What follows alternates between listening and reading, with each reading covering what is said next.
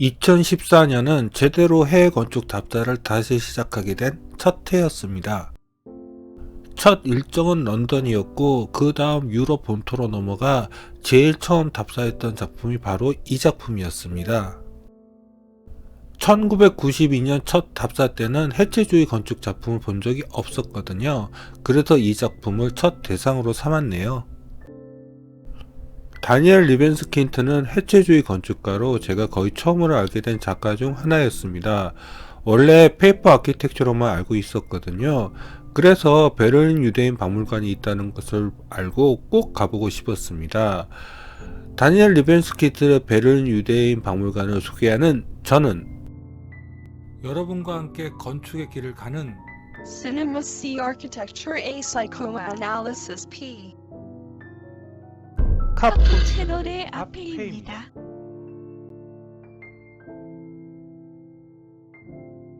베를린은 독일의 동북쪽에 위치하고 있습니다. 네덜란드에서 8시간 운전해서 갔는데 진짜 멀더군요. 베를린 유대인 박물관은 베를린 중심가에서 동남쪽에 위치하고 있습니다. 그래서 동독 지역인 줄 알았는데 여기가 서독 지역이더라고요. 자, 저기 보이는 게 바로 베를린 유대인 박물관입니다. 이때는 제가 처음 렌트카로 유럽을 답사했기에 정말 개념이 없었습니다. 여기 그냥 비어 있어서 주차를 했고요. 일단 구글 지도가 가르치는 방향을 따라 이쪽으로 박물관으로 갔습니다. 여기 주변의 나무와 숲이 꽤나 커서요. 처음에는 잘 보았나 했습니다. 그런데 이렇게 빼꼼하게 베를린 유대 박물관이 보이더라고요. 이때 답사는 제가 제대로 사전 조사를 안 했던 때라서 구건축과 연결되어서 세워진 줄 몰랐습니다. 베를린 유대 박물관의 입구는 이쪽으로 들어가셔야 합니다. 리벤스킨트가 디자인한 신관은 외부에서 내부로 들어가는 입구가 없습니다. 구간에서 지하로 들어가게 되어 있거든요. 그래서 처음에는 입구를 못 찾고 엄청나게 헤맸습니다. 해체주의 건축의 실체를 이때 처음 본 곳이라서 좀 감동이었습니다. 어떻게 보자면 대학생의 장난 같은 디자인 같기도 하고요. 참 바보 같지만 저 홀로코스트 타워가 지하에서 봤던 그 공간이라는 것을 이 컨텐츠를 만들면서 처음 알았네요. 그리고 이 사이로 지나가면 이쪽에 추방의 정원이 이렇게 보입니다. 사실 외부에서 추방의 정원을 보았을 때는 그냥 외부 조형물인 줄 알았습니다. 저 내부에 사람이 들어갈 수 있는 줄은 꿈에도 몰랐네요. 추방의 정원이 있는 쪽이 베를린 유대 박물관 신관의 전체적인 모습을 볼 수 있는 거의 유일한 장소입니다. 처음에는 마치 건물의 외벽에 거대한 상체기처럼 갈라진 틈들이 뭔가 했습니다. 그런데 그게 다 외부 창이더군요. 이 불규칙한 사선들의 창 패턴이 리벤스킨트의 시그니처 디자인이 됩니다. 그런데 리벤스킨트의 전체 작품들을 살펴보니 저 창 패턴들을 너무 오랫동안 반복적으로 사용하더라고요. 그게 좀 매우 안타까웠습니다.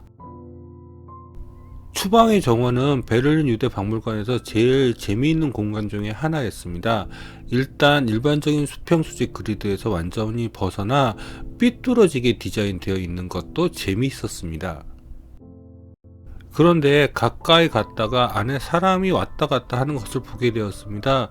그래서 주변을 돌면서 여기를 들어갈 수 있는 입구를 찾아보았습니다.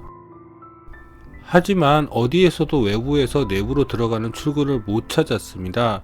여기 사전 조사를 안 하고 왔으니 저기는 못 들어가나 했습니다. 여기 주방의 정원에서 이쪽으로 가보실까요? 이쪽은 베를린 유대 박물관의 외부 파사드 패턴을 전체적으로 볼 수 있어서 좋았습니다. 그 패턴이 외부 길에도 이렇게 있더라고요. 베를린 유대 박물관의 신관 외벽은 모두 철제 판넬로 구성되어 있습니다. 그런데 그냥 철판은 아닌 것 같네요. 녹이 슬지 않은 것을 보면요. 박물관 내부로 들어가시면 구관 앞 동측 정원에서 베를린 유대 박물관의 북측 측면을 볼 수가 있습니다. 바로 이렇게요. 그런데 여기도 거대한 나무 때문에 전체적인 파사드를 보기 힘드네요. 이것도 컨셉일 수도 있다는 생각이 드네요. 뭐랄까, 사람이 상처를 숨기는 그런 컨셉? 구간은 원래 황소 부분으로 쓰였던 콜레기넨 하우스였습니다. 바로크 건축 스타일이라고 하는데요. 글쎄요, 잘 모르겠습니다. 사실 베를린 유대 박물관은 외부에서 이 작품의 가치를 확인하기는 좀 불편합니다. 그리고 이 내부에 어떻게 전시장이 배치되어 있는지도 알 수가 없죠. 미국 현대 건축을 이끈 프랭크 로이드 라이트는 건물의 외부와 내부가 연계되어 있어야 한다는 주장을 합니다. 이 개념은 정말 현대 건축에서 잘 사용하는 핵심 개념이 되지요. 그런 의미에서 리벤스키트의 작품은 좀 거꾸로 가는 것 같지 않나요? 내부로 들어가 볼까요? 자, 일단 박물관은 이쪽으로 들어갑니다. 그리고 이쪽으로 가시면요, 바로 구간의 코트야드가 이렇게 나옵니다. 여기 코트야드의 아트리움도 리벤스키트의 여러 사선의 시그니처 디자인이 적용된 것 같네요. 이쪽이 신간 베를린 유대 박물관에서 코트야드로 들어오는 출구로 기억합니다. 반대로 이쪽으로 가시면 신관으로 들어가는 지하 계단 입구가 나오겠죠? 여기는 정확히 어딘지는 모르겠네요. 그런데 사진을 찍은 순서를 보니 여기가 신관으로 들어가는 지하층 계단 근처인 것 같긴 합니다. 자, 이제 지하층 계단을 통해서 리벤스키트가 디자인한 신관 쪽으로 넘어가 보겠습니다. 바로 이 계단입니다. 계단은 많이 어두운 편이었습니다. 그래서 좀 불편했고요. 그리고 휠체어를 사용하시는 분들은 어떻게 진입할 수 있는지는 잘 모르겠네요. 계단을 내려오면 바로 이 공간이 나옵니다. 여기를 엑시스라고 부르던데 어쨌든 은근히 사람에게 억압감을 주는 공간이더군요. 그게 컨셉이겠죠. 홀로코스트에 몰린 유대인의 심정을 느껴보라는 것일까요? 이 공간에서 이쪽으로 가시면 여기 지하층 전시장이 나옵니다. 이 전시장이요, 여기는 약간 중층 형식으로 전시장이 나뉘어 있고요. 윗부분에 이렇게 열린 보이드 공간이 나오기는 하는데요, 외부의 천창 빛이 지하까지는 거의 내려오지 않네요. 그것도 좀 특이했습니다. 이 어두운 지하 공간도 결국 컨셉이란 이야기겠죠. 베를린 유대인 박물관은 관람객들이 많더라고요. 아마 전세계 유대인들이 다 오는 것 같습니다. 그리고 여기 오시는 분들은 대부분 가이드 투어를 선택하셨더라고요. 여기에는 베를린 유대인 박물관 모형도 있더라고요. 그런데 어두운 공간에 있으니 노출을 바꾸면 이렇게 외부 조명 때문에 사진을 찍기가 편하진 않더라고요. 여기 사전 정보 없이 왔기 때문에 일단 사람들이 몰리는 쪽으로 다녔습니다. 그래서 소개 순서는 제 답사 순서하고는 좀 다릅니다. 그 다음 소개할 곳은 바로 홀로코스트 타워입니다. 홀로코스트 타워는 추방의 정원 쪽으로 가는 길에 있고요. 이쪽으로 가시다가 이런 복도가 나오면 바로 그 안쪽에 있습니다. 이 내부는 굉장히 어두운 공간입니다. 사실 여기 들어오면 천창의 끝에 있는 빛만 있고 내부는 아무것도 보이지 않죠. 이 사진은 정말 카메라 덕분에 찍힌 것입니다. 그런데 오래 있을 수는 없었네요. 홀로코스트 타워에서 나와 이쪽으로 가시면 추방의 정원이 나옵니다. 다시 이 복도에서 보시면 저 끝에 빛이 보이는 곳이 바로 추방의 정원 입구입니다. 이 사진에서 느끼셨는지는 모르겠지만 추방의 정원은 약간 경사지게 바닥이 들려져 있습니다. 추방의 정원에는 모두 49개의 기둥 구조물이 세워져 있다고 합니다. 그리고 그 꼭대기에는 한 개가 예루살렘에서 가져온 흙으로 채워져 있고 나머지는 다 베를린의 흙이라고 하네요. 저기가 추방의 정원으로 들어오는 입구이고요. 여기가 이제 추방의 정원에서 본 대지입니다. 기울어져 있죠? 그리고 저 기둥 위에 세워진 나무들은 올리브 나무라고 합니다. 이 사진을 봐서는 지구 멸망 이후 폐허가 된 고층 빌딩을 보는 그런 기분이 드네요. 추방의 정원 안으로 들어가 볼까요? 여기 바닥이 경사되어 있기 때문에 내부로 들어가면 평형 감각이 약간 흐트러지는 것 같습니다. 그런데 저 말고도 다른 관람객들도 있어서 막상 사진을 찍을 때 사람이 없는 줄 알고 셔터를 누르는 순간 저 사이로 사람이 불쑥 들어오는 경우가 여러 번 있었습니다. 유대교는 십자가를 상징으로 사용하지 않습니다. 그런데 이렇게 아래에서 바라보니 십자가 형태가 나오더라고요. 그냥 우연인 것일까요? 추방의 정원에서 신관을 바라본 모습입니다. 정말 누군가와 엄청 싸움을 벌여서 얼굴에 마구잡이로 난 상처들처럼 보이는 파사드이네요. 자, 이제 더 보이드로 가볼까요? 가기 전에 이쪽에 이런 공간이 있었던 것으로 기억합니다. 근데 정확하지는 않습니다. 틀리더라도 이해 부탁드려요. 바로 이 공간이요. 여기에서는 계속 두루마리에 글을 쓰는 로봇팔이 있더라고요. 처음에는 유대인 시상자들의 이름을 쓰는 건가 라고 생각했는데 그건 아닌 것 같아 보입니다. 자, 이제 베를린 유대인 박물관의 가장 하이라이트 공간이라고 할 수 있는 더 보이즈로 들어가 보겠습니다.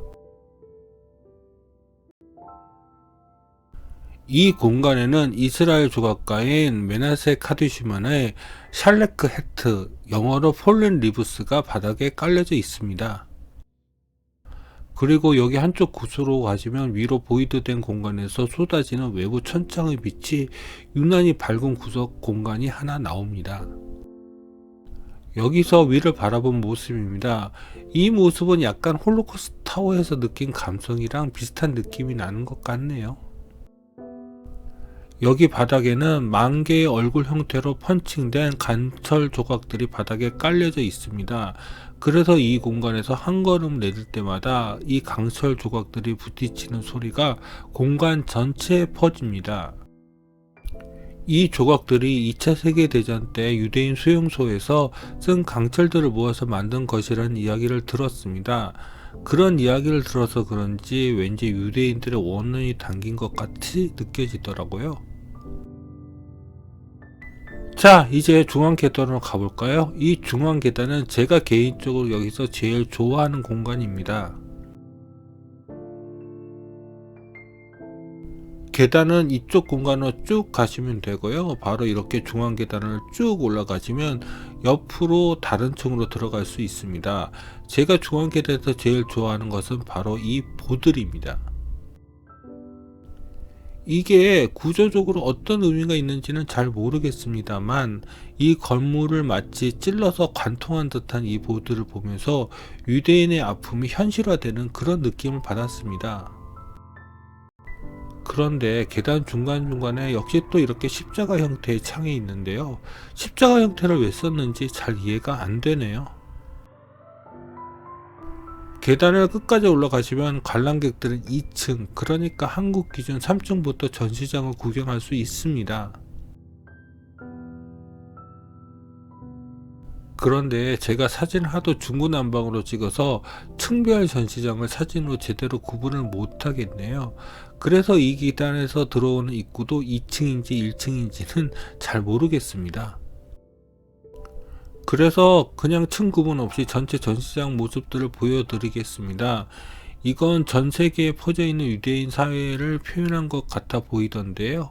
역시 전 세계에 퍼져 있네요. 유대인들이요. 아시아는 빼고요. 외부에서 보였던 사전의 시그니처 디자인들은 이렇게 창으로도 아니면 천장 디자인이든 간에 전체적으로 활용되어 있었습니다. 이 공간은 유대인 희생자들의 음성이 담긴 그런 공간인 것 같았습니다. 여기 관람한 유대인들은 정말 진지하게 하나씩 듣고 있더라고요.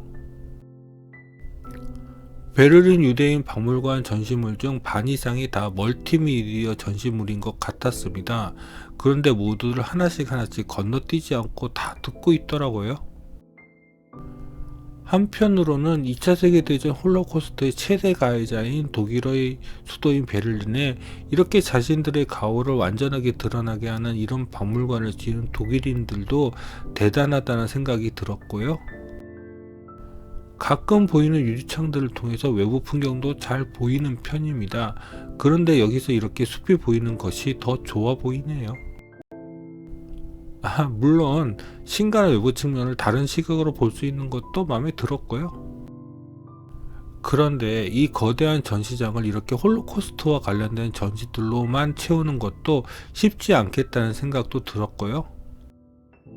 물론 유대인 사회가 유대인의 나라를 세우는 그런 과정들도 소개를 하는 것 같기는 하던데요. 하지만 개인적으로 유대인이 아닌 이들이 감명 있게 보기에는 좀 무리가 있는 전시들이 아닌가 하는 생각이 들더라고요. 물론 유대인들은 다르더라고요. 여기 모든 멀티미디어들을 하나씩 처음부터 다 듣고 가더라고요. 이런 정신교육이 있으니까 전 세계 유대인들이 다 뭉치는 게 아닐까 싶기도 하고요. 하지만 이들의 이런 폐쇄성이 다른 사회와 민족들에게 불편하게 보일 수도 있다는 생각이 들더라고요. 그래서인지 전시장으로 들어가서는 베를린 유대인 박물관에 대한 관심이 확 줄었습니다. 그렇지만 이렇게 다양하게 전시 공간을 활용한 것은 그래도 볼만은 했습니다. 그리고 여기 전시의 문제, 여기는 건물의 형태가 일반적이지 않으니 어느 순간 자신의 위치와 어떤 것을 소개하는 전시장인지 잊어버리는 경우가 있더라고요. 그건 박물관으로서는 그렇게 좋은 전시 방법은 아니더라고요.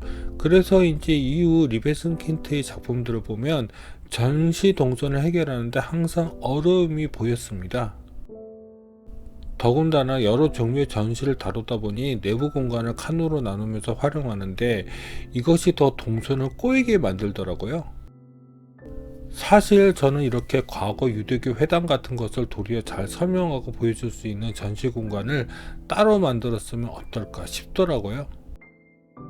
그것은 건축이란 전공 때문이지요. 그런데 그 말은 반대로 뒤집으면 여기는 유대인이 아니면 볼만한 게 지하층의 공간들밖에 없다는 이야기로 볼 수도 있습니다.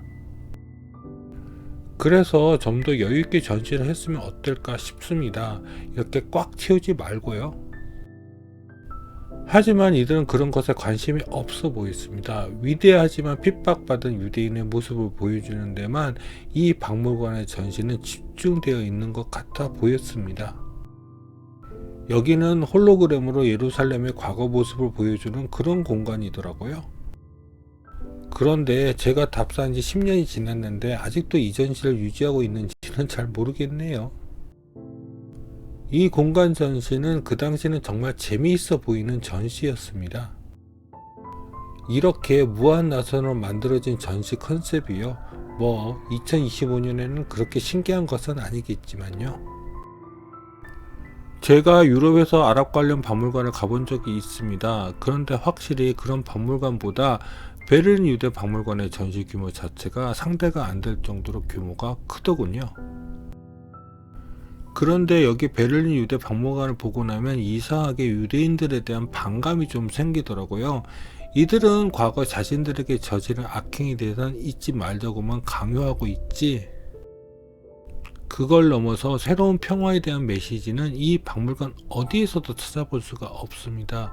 언제까지 계속 과거 타령만 하면서 현재 다른 국가와 민족에 대한 탄압을 정당화할 것인지요? 그러면 결국 모두가 상처받고 결국 우리의 후손들에게 더 끔찍한 미래를 물려주게 되는 게 아닐까요? 지금 저기에 있는 사람이 바로 여기 가이드입니다. 아마 저 사람에게 이 설명을 듣는 사람들은 전 세계에서 자신들의 과거 불행들을 다시 머릿속에 각인하려고 온 유대인들이겠지요. 그래서 베를린 유대인 박물관에 대한 전체적인 감상은 좀 별로였습니다. 여기까지가 베를린 유대인 박물관에 대한 소개였습니다. 다니엘 리벤스킨트 부모가 홀로코스트의 생존자이더군요. 리벤스킨트는 부모를 따라 이스라엘로 갔다가 미국으로 이민했습니다. 그는 전에 제가 소개한 적이 있었던 쿠퍼 유니온에서 건축 교육을 받았네요. 그런데 제가 앞으로 소개하는 그의 작품들은 대개 유대인과 연관된 작품들입니다. 그래서 저는 개인적으로 그가 유대인 버프를 받은 건축가라는 생각을 떨칠 수가 없네요.